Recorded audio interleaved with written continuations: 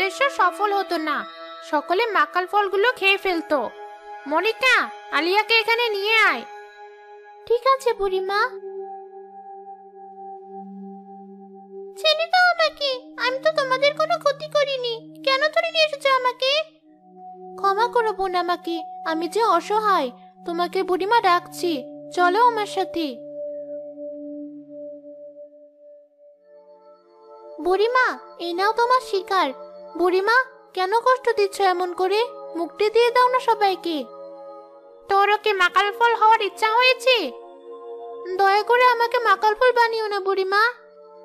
তাহলে আমি যা বলবো তাই কর, না হলে তোর মা বোন কখনোই মাকাল ফল থেকে মানুষ রূপে ফিরবে না, মনে রাখিস।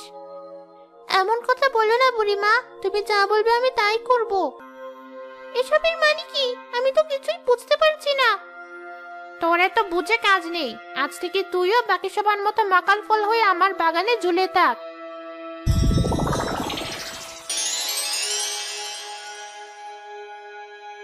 দয়া করে ছেড়ে দাও আমাকে, আমার যে খুব কষ্ট হচ্ছে মাকাল ফল হয়ে ঝুলে থাকতে। তোর কষ্ট হলে কি হবে? দেখ আমার বাগানটা কত সুন্দর দেখতে লাগছে।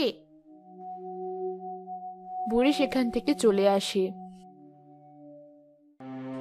উপরওয়ালা, তুমি এমন কাউকে পাঠাও যে বুড়িকে মেরে সবাইকে উদ্ধার করবে। আমার মাত্র 501 জন মানুষ লাগবে। 501 জন মানুষ হলেই 1001 জন মানুষকে মাকাল ফল বানানো হয়ে যাবে। 1001 জন মানুষ পূর্ণ হলেই সকলকে মানুষ রূপে ফিরিয়ে আনবো। এরপর মহাকাল ডাইনির সামনে সবাইকে বলে দিয়ে আমি সবার থেকে শক্তিশালী হব, রাজত্ব করবো এই পৃথিবীতে।